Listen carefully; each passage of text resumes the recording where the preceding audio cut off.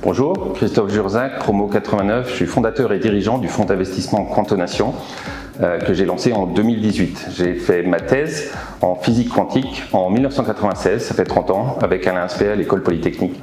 Quantonation est un fonds d'investissement qui a à peu près 300 millions de capacité d'investissement. On a investi dans 35 startups partout dans le monde, entre l'Australie, la France, l'Angleterre, les États-Unis, le Canada ou la Suisse, sur toute la chaîne de valeur du quantique. L'équipe est basée à Paris et aux États-Unis.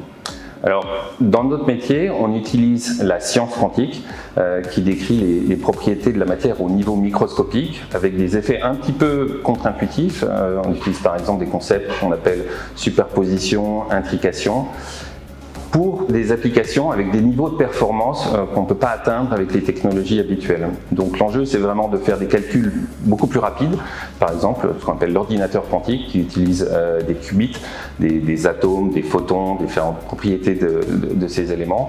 On peut faire aussi des détecteurs beaucoup plus sensibles pour mesurer la température des champs magnétiques par exemple, ou aussi une application très importante, c'est communication ultra sécurisée qui ne peut pas être hackée par des pirates par exemple. Ça, c'est permis par la physique quantique. Sur les applications, je pense qu'il faut se focaliser, c'est ce qu'on fait.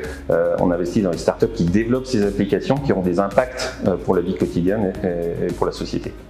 Donc ce qui se passe, c'est que les entreprises sont en train de croître très rapidement. Il faut qu'elles soient capables de développer à la fois la technologie qui progresse, on va avoir des meilleurs niveaux de performance, et aussi les applications. Donc contrairement à d'autres secteurs où je dirais la technologie existe déjà, la science est faite et les applications sont évidentes, il s'agit juste de les amener dans les mains des clients.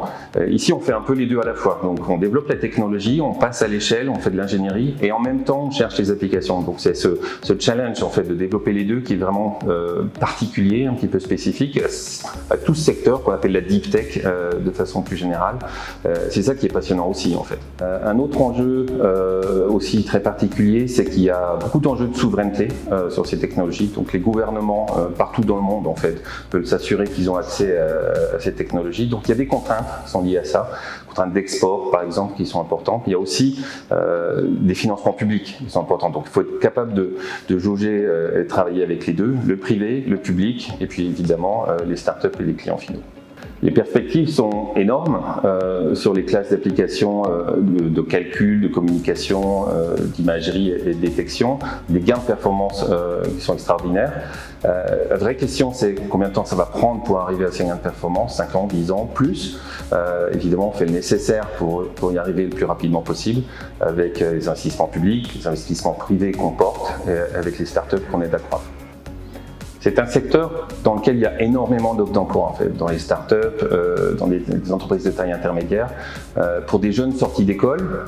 Et ça c'est fabuleux parce qu'il y a 30 ans quand j'ai fait ma thèse, il n'y avait pas d'offres d'emploi dans le quantique. Aujourd'hui, il y en a, donc il faut se lancer, il faut avoir l'imagination, il faut y aller. Aussi pour des personnes en milieu de carrière, je dirais, avec de l'expérience en particulier dans l'ingénierie, dans la commercialisation. Ces startups cherchent ce type de talent quand elles commencent à croître. Donc énormément d'opportunités, il faut se lancer.